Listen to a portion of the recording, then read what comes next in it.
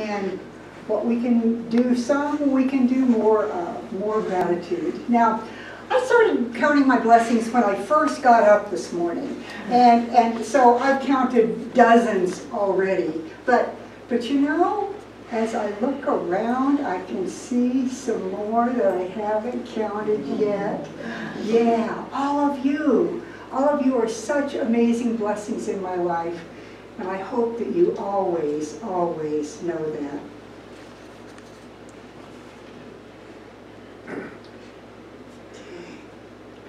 So why should we count our blessings? Now, spiritual law says that we get more of what we focus on. So if we complain, we get more to complain about. If we are grateful, we get more to be grateful about. And scientific studies have shown that gratitude, counting your blessings, not only makes you happier, which it definitely does, but it makes us healthier. They have shown this in study after study after study.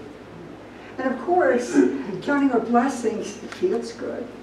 I mean, as we get into that place of being grateful, of looking around and seeing blessings wherever we look, even in the hard stuff, we absolutely know that life is good. Counting our blessings is a great way to open and transform our hearts. Now, what I know is that when we gather here on Sundays, and at other times as well, one of the things that we come for is to be able to open our hearts. To be able to open our hearts so that we can live a life of greater joy, greater love, greater prosperity, and greater connection with ourselves, with the divine, and with each other. So counting our blessings will open our heart. It'll open our heart to a new sense of aliveness as we see all of the wonder that is around us. It will open our hearts to an intrinsic sense that Spirit has provided for us. I mean, right now, is not everything good? Yes. Right now, in this moment? Yes. Yes. In almost any moment that we stop and ask that, how's stuff now? Right now, things are good. Right now, Spirit is right here, guiding, leading, supporting, loving. Now, sometimes we deaden our hearts in order to not feel what's going on. You know, it's so easy sometimes to just say, okay, I am not thinking about what's in the news. I'm not thinking, and that's okay to a certain extent. I mean, it's good for us to be aware of what's going on, but we don't want to drown in it at all. And that's a possibility, and I don't know about you, but I certainly know some people who drown in the news over and over and over again. But when we completely shut down our hearts to not feel anything, we don't feel the bad stuff, but we don't feel the good stuff either. We don't feel the stuff that makes our lives rich. We don't feel the things that absolutely empower us and allow us to empower other people.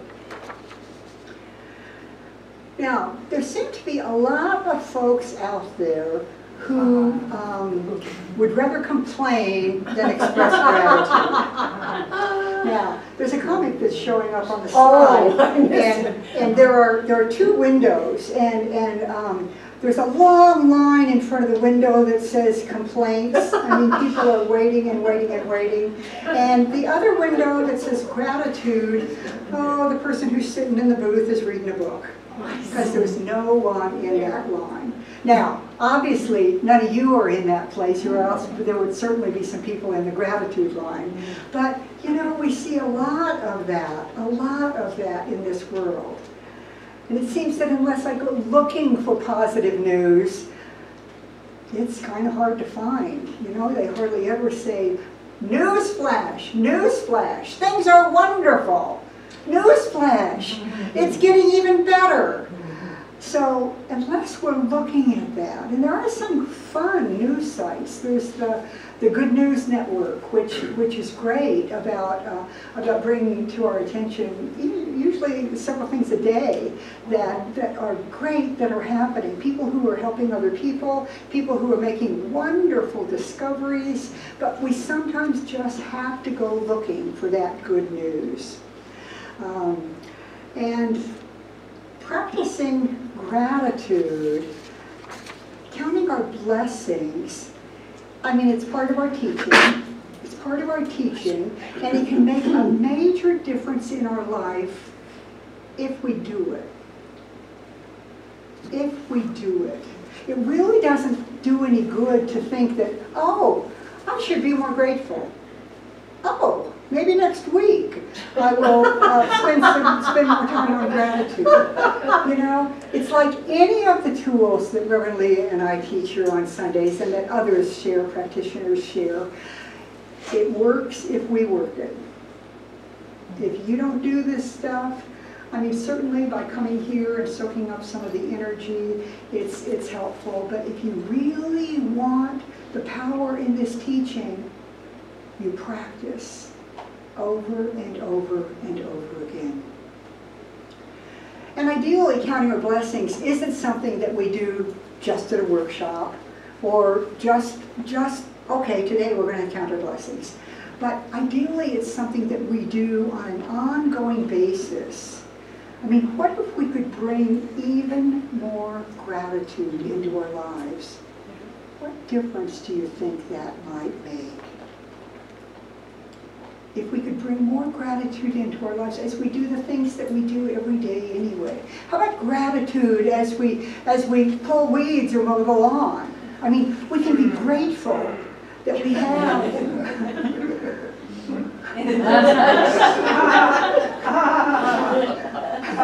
Was that you? Oh. We can be absolutely grateful that we have a garden to pull weeds out of. We can be grateful that we're strong and flexible enough. we can be grateful that we're healthy enough to do it. Yeah. How about being grateful when you're cleaning up the kitchen after dinner? You know, grateful that we've got good food. Grateful that we've got running water and a dishwasher, you know? These are conveniences that a lot of people in the world don't have. We are so blessed. So blessed. Well, what about finding gratitude when you're having a problem scheduling something? You know, you've got your phone or your, in some cases, the old-timey paper calendars.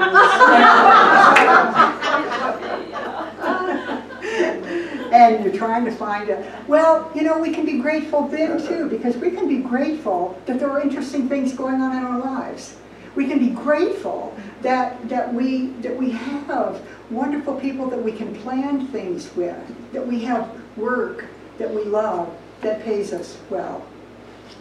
Or being grateful, and I've been thinking about this one a little bit, being grateful when we're going through some kind of a crisis of faith. Like maybe we've had a prayer that seemed to be unanswered, or seemed to be answered in a way that was not our plan. And when we do that, we can still be grateful that some of the prayers we pray are not answered the way we want them to.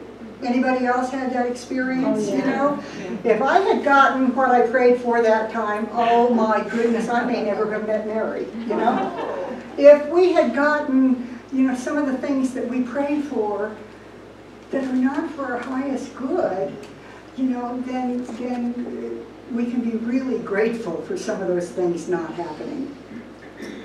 What might shift in our lives if we could count our blessings in those challenging times, as well as the wonderful times when we get to be loved by family members and friends and community?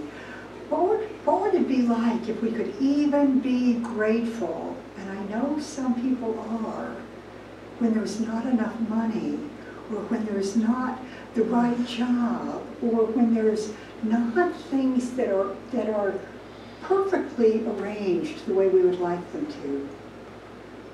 There are always, always things that we can find to be grateful for. And for each of us, there are some obvious blessings. And then, I think for all of us, there are some blessings, sometimes the smaller blessings that we just fail to pay attention to, fail to notice, but that they're really important in our life. We are blessed because we don't live in a war zone. Now, it doesn't always feel like a peace zone, but we don't live in a war zone. There are not bombs coming down. We do not have buildings being destroyed in Lafayette by bombs. I mean, we can be grateful for that. Absolutely grateful. We can be grateful that we have fresh food and good water. So many people in the world would love to have the clean water that we have. Oh, maybe it's got some chemicals in it, but you know what? We have fresh food and clean water. Now, I am blessed. I'm blessed by my sweet wife, Mary. I'm blessed by the fact that we're healthy, that we laugh a lot. I mean, I can always laugh with her. It is such an amazing opportunity. I'm blessed to work with people that I love, teaching tools that I know, that we know can transform lives. That is an amazing, amazing blessing. And sometimes we forget that it's a blessing to be alive. Ask just about anyone who has a terminal disease, terminal diagnosis. We are blessed to be alive. We are blessed that Spirit has decided to live in, through, and as us, like nobody else. Absolutely. We're blessed that we get to use the spiritual principles that we teach here. And one of those is that we get to choose what we will call blessings and what we will call curses. We get to choose what we will call blessings. I absolutely know the truth of that because I know people who can absolutely get, for example, medical news that is not exactly the news they wanted, and yet they find gratitude. It is like, oh, there's this, but let me focus on all of the good that's here. Let me focus on all of the good that's here.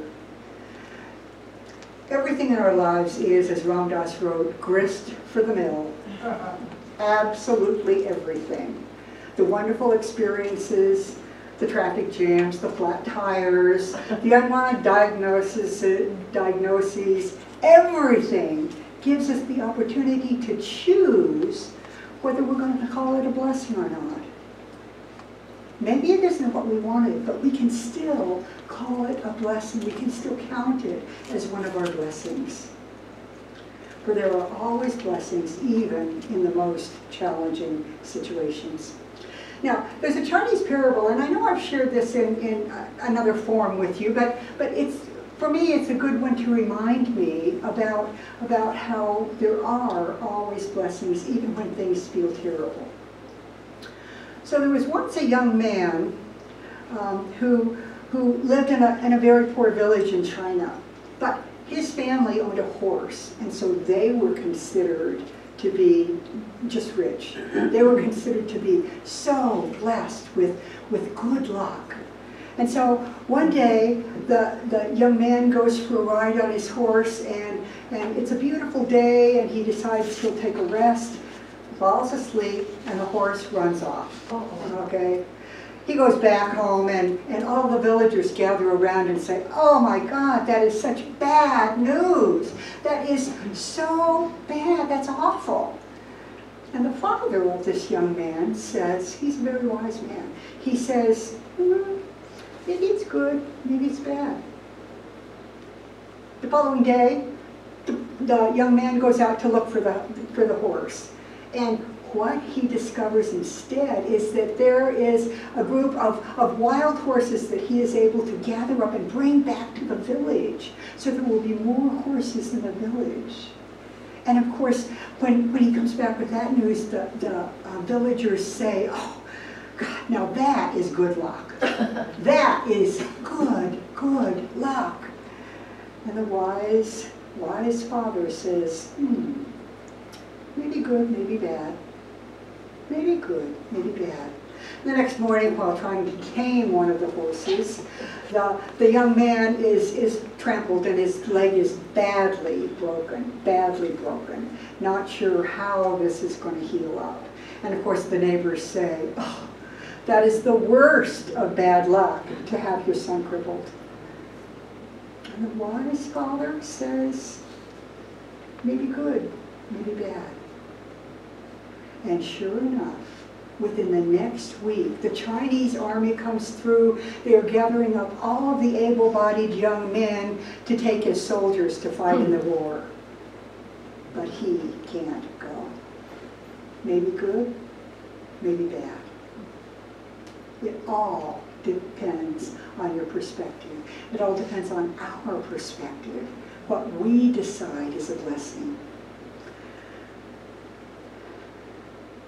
So for most of us, there are lots of little blessings that we might kind of forget to take advantage of, forget to count as our blessings. You know how when you come home, the kitty or the dog is there to greet you every time? That is a blessing. Or the scent of fresh cut grass or flowers. The blessing of clean sheets on a soft bed. The blessings of green lights and no traffic when you really need it, when you're running late. I mean, those, we can always look deeper and deeper and deeper for blessings in our life. I love what Alice Walker said. I think it pisses God off if you walk by the color purple in a field somewhere and don't notice it. Yeah. And there are so many other colors, so many other flavors that we can tune into. And as we do, it lights up our faces with a smile. It lightens our hearts, allowing us to be more of who we came here to be, to serve better, to love better, to enjoy life in a greater and greater way. So how can we remember to count more of our blessings? Well, you're not surprised probably that I have some suggestions, right? Okay? So, one of the things you can do is you can take a thank you walk. We have a slide up here that shows 2 feet. One of them has the word thank on it, and the other one has the word you on it. So it's basically taking a conscious walk. With one foot, you say thank. With the next foot, you say you. Thank you, thank you, thank you, thank you, thank you. You can go as fast as you want to. So, try this. I mean, try this conscious thank you walk for 3 minutes or 5 minutes or 10 or more minutes. And see if it doesn't make a difference in your life. Then feel free to come tell me about it. I always love to hear about things like that. You can also become more aware of your blessings by setting a clear intention.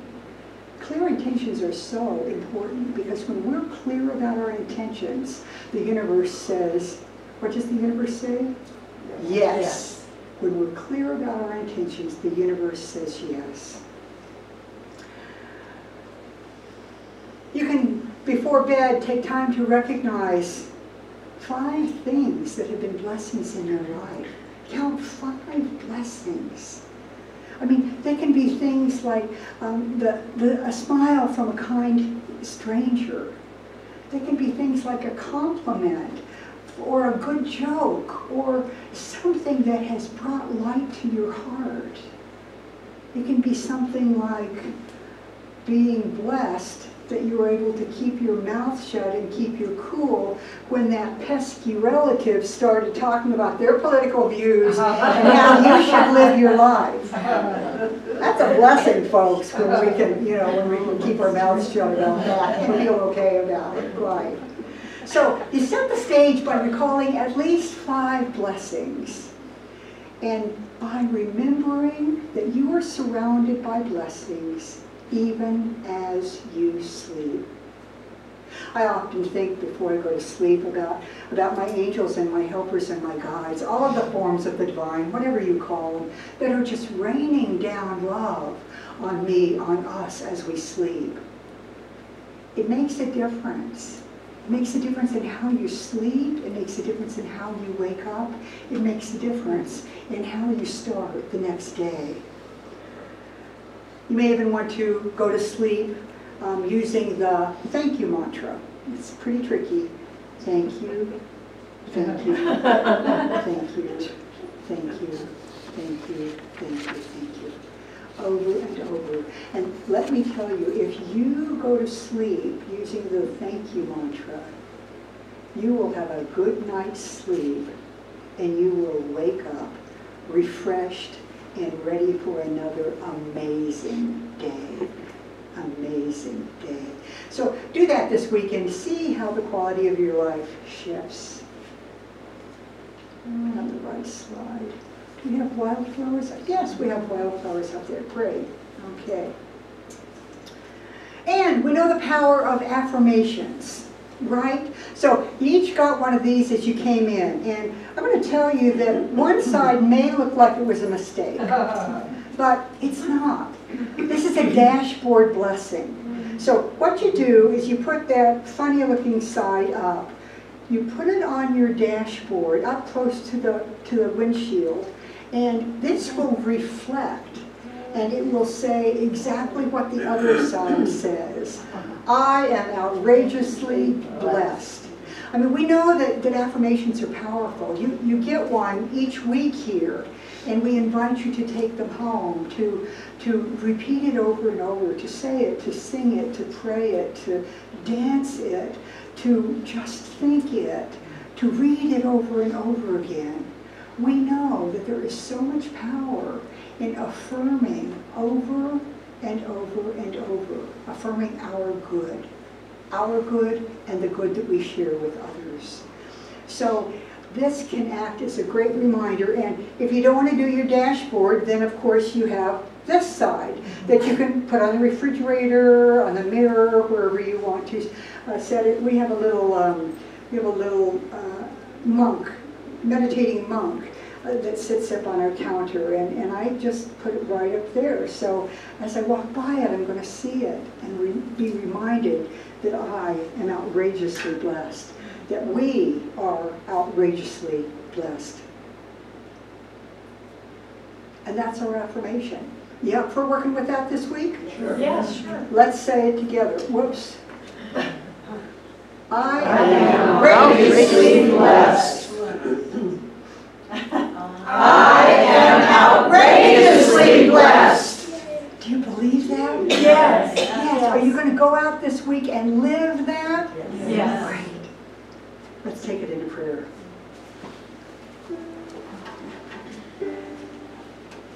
I invite practitioners to stand with me in high consciousness. As we recognize that right here, right now, always and everywhere, Spirit is, the universe is, love is, joy is, blessings abound. And so as we go through this week, what I know for each one is that our paths are filled with blessings. What I know also is that each one of us receives whatever it is we need to remind us of those blessings so that we might walk through the week being grateful, grateful, grateful. Grateful for the big things, grateful for the beauty that's all around us, grateful for nature, grateful for the small things. The soft word, the pat of a pet, the absolute knowing that life is good. Spirit has provided everything for us that we need. And so as we are grateful, we get to experience more and more and more of that. So that's what I claim for each one of us this week. Absolute counting of blessings. To the dozens, to the hundreds, to the thousands. For there is no limit to the blessings that are here for us if we would look. And so I am grateful, grateful, grateful for all of the blessings for me, all of the blessings for each person here, all of the blessings for each one hearing my voice, for this entire community.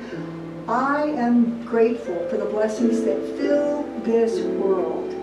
And I claim that more and more and more people are able to open to the blessings, give thanks, and allow themselves to enjoy life and love. And so in great gratitude, I just let this go. I let it go into the law of love that knows how only to say yes. That is making this happen for each of us right now and going forward. It is done. It is good. It is very good. We are blessed. And so it is. So it is.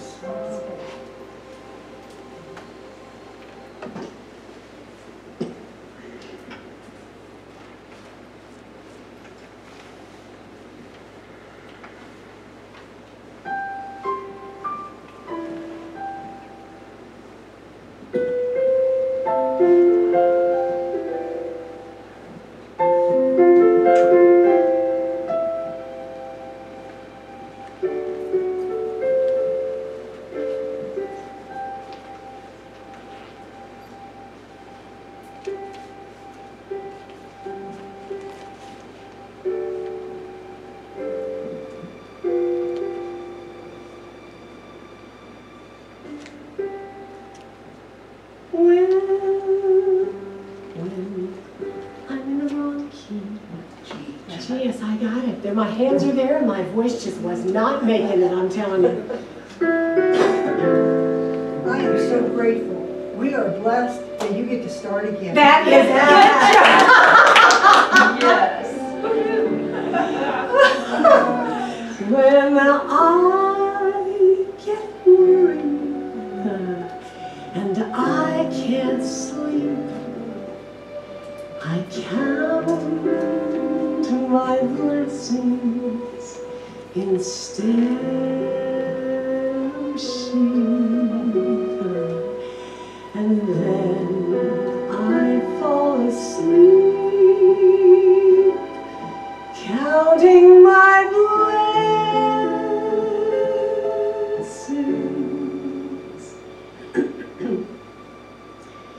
And when my bankroll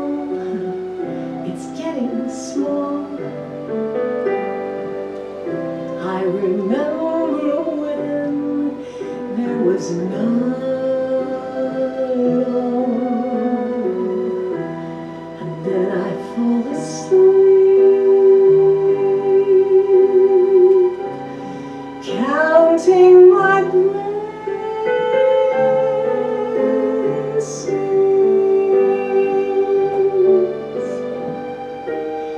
Picture a sweet nursery and lots of curly heads, and one by one I count them as they slumber in their beds.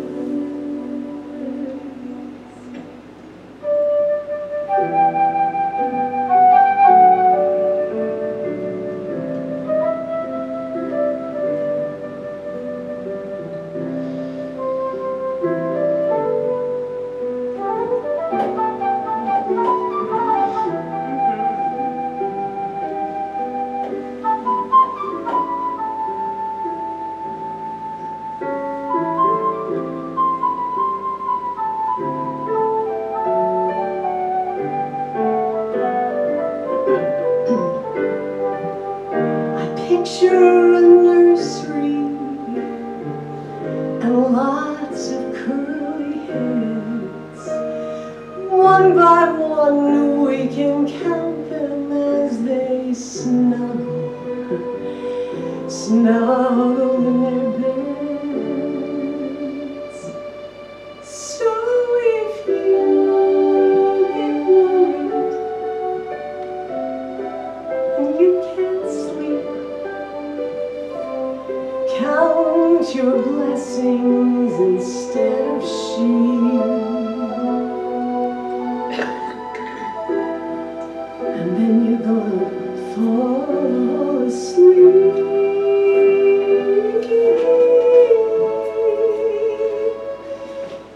counting your blessings,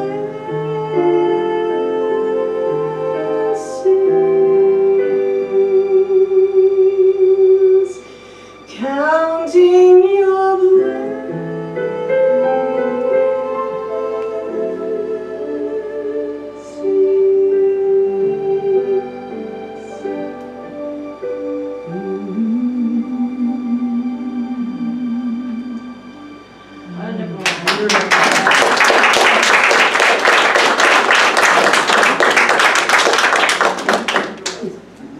Okay, as we are counting our blessings, here's one at the piano, and here's one at the other keyboard. What blessings you both are.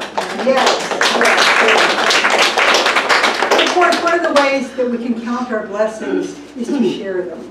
And this is our time when we get to share our gifts and our tithes and our offerings. And as we give, so we receive. As we give, whether it's love, joy, whatever it is we put in that basket, absolutely know that it will be returned to you multiplied, running over. Blessed, blessed, blessed. So let's say our affirmation together.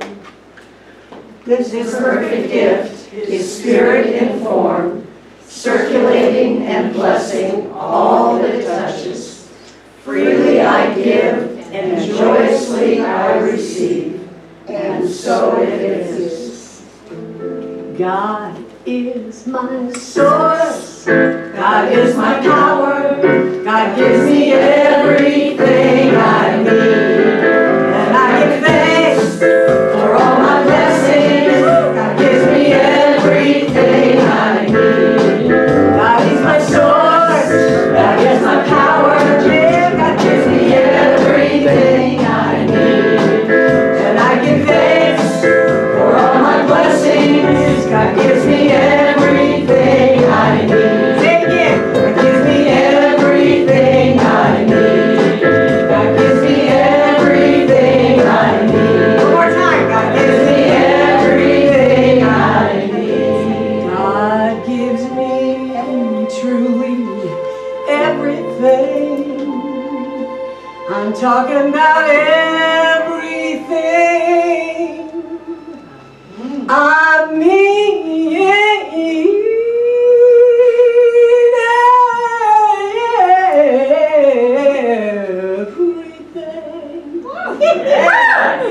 Everything I need.